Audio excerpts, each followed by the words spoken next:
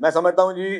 कि मेरा अपने नजरियाती इख्तिलाफ हमेशा रहा है अल्ताफ हुसैन साहब के साथ, हमेशा रहा है और वो ओपन रहा है, लेकिन जो इमरान खान ने किया वो उसने भी नहीं किया था। इसका मैं समझता हूँ 10% भी नहीं किया। मैंने नहीं देखी, अगर आपने बात की है,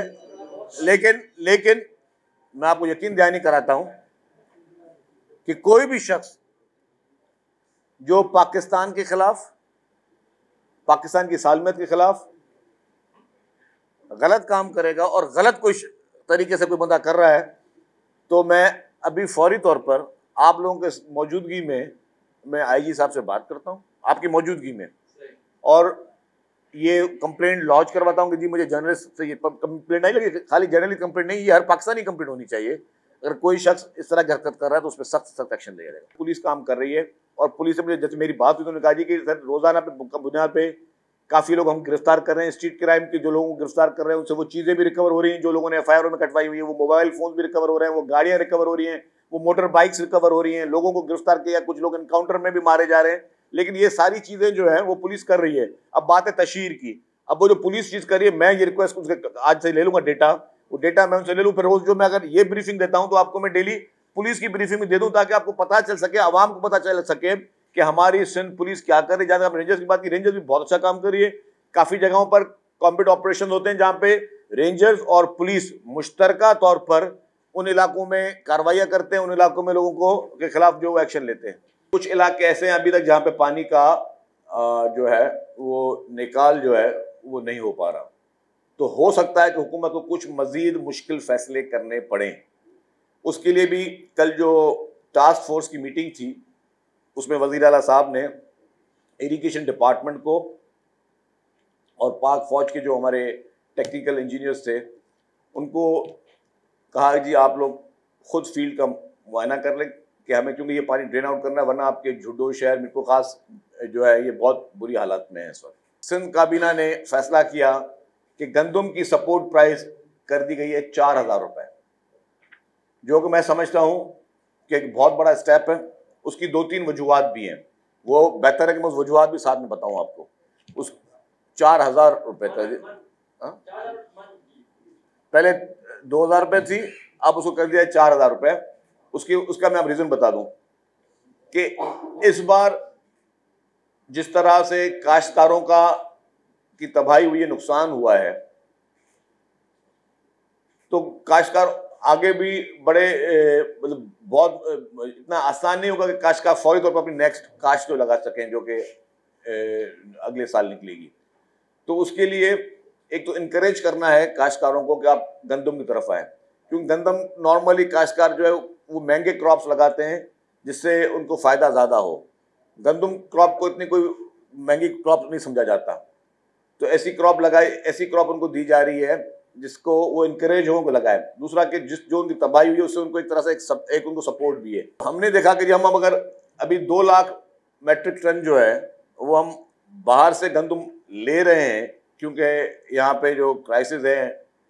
और फेडरल गवर्नमेंट को भी ज़रूरत है उस गंदम की, हमें भी ज़रूरत है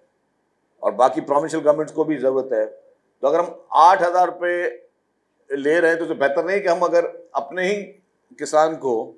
और आपको पता है जो बाहर से गंदम आती है वो भी 100% उसे कहते हैं कि जी वो इस काबिल उसको नहीं समझा जाता, फिर लोग उसको मिक्स करते हैं हमारी गंदम के साथ कि जी वो गंदम मिला के चलाई जाए। तो हमने कहा कि जी अपनी बेहतर गंदम, और अगर जो भी थोड़ा बहुत फायदा देना है अपने काश्तकार को दें आप, और आप अगर बाहर से 8,000 रुपये में ले रहे हो तो बेहतर नहीं कि आप 4,000 रुपये में अपने ही मुल्क की, अपने सूबे से आप वो गंदम लें। तो ये उस नौयत में इसका जो फैसला किया गया। हमेशा गंदम जो है वो 15 अक्टूबर को गवर्नमेंट रिलीज करती है। इस बार जिस तरह प्राइसेस बढ़ रही हैं क्योंकि डिमांड बढ़ गई है। डिमांड क्यों बढ़ गई आपको भी पता है, मुझे भी पता है कि सब के सब लोग जो है वो राशन बैग्स की बनाने में लग गए। हर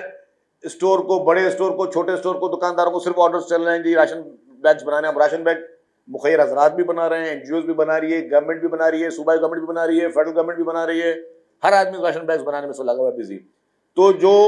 इस एक्सरसाइज में डेफिनेटली जब डिमांड बढ़ जाती है अचानक एबनॉर्मल तरीके से, तो फिर वो उसकी वो बढ़ जाती है। तो गवर्नमेंट ने यह फैसला किया है कि जो गंदम 15 अक्टूबर को रिलीज करते थे, अब वो गंदम रिलीज होगी 1 अक्टूबर को। ये सिंध काबीना ने कल फैसला किया है। अब 1 अक्टूबर को गंदम रिलीज होगी और वो गंदम पहुंचाई जाएगी। जहां तक आपने कहा कि बारिशों में कुछ गंदम खराब हुई होगी, डेफिनेटली कल इस पर भी डिस्कशन हुआ है कि हो सकता है 3 से 4% या मैक्सिमम 5% गंदम जो है खराब नहीं, को थोड़ी